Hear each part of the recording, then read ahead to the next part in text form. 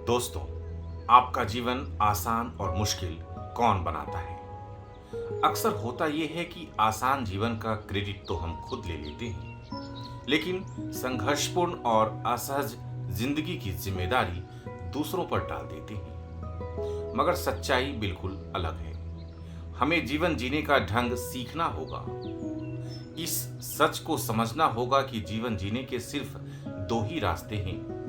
एक संघर्ष का रास्ता है तो दूसरा समर्पण का।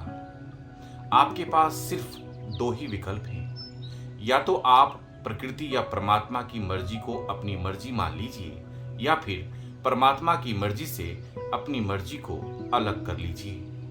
या तो आप खुद को प्रकृति का हिस्सा मान लीजिए, या फिर खुद को प्रकृति की अनंत सत्ता से अलग कर लीजिए। समर्पण का मतलब है कि आप विराट यानी अनंत का हिस्सा हैं। इसलिए आपकी मर्जी समग्र यानी परमात्मा की मर्जी से अलग हो ही नहीं सकती है। जब प्रकृति की मर्जी से आपकी मर्जी अलग है तो जीवन में संघर्ष स्वाभाविक है।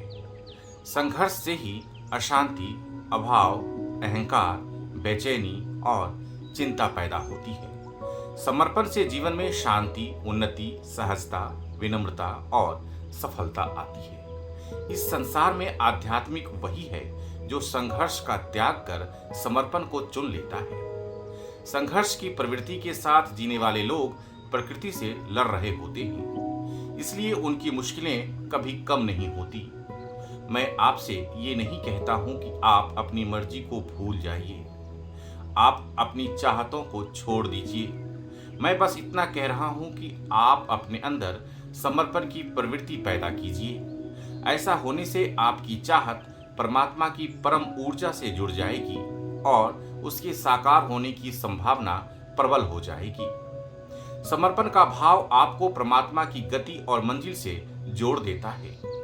जीवन में जितना प्रतिरोध होगा, जितना संघर्ष होगा, जीवन उतना ही उलझा होगा, उतना ही भारी होगा। इतना भारी कि आप लगातार नीचे गिरते जाएंगे। इसके उलट जीवन में जितना समर्पण होगा, जितनी सरलता और निर्मलता होगी, जीवन उतना ही हल्का होगा और आप लगातार ऊपर की ओर उठता हुआ महसूस करेंगे।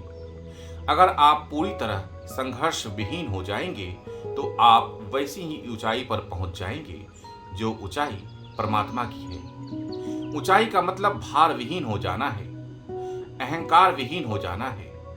दोस्तों, जिस इंसान के अंदर भार नहीं है वही ज्ञानी है। जिस आदमी में भारीपन होता है, हिंसा, गुस्सा, नफरत और दमन उसके साथ चलती है। जो आदमी भार विहीन होता है, अहंकार विहीन होता है, प्यार, प्रार्थना, दया, करुणा और कृपा उसके साथ साथ चलती है। समर्पण यानी परमात्मा से एकाकार का बस एक ही उपाय है कि आप अपनी मर्जी को उनकी मर्जी में मिला दें। अक्सर हम अकारण ही बोझ लिए घूम रहे होते हैं। इससे कभी किसी का भला नहीं हुआ है।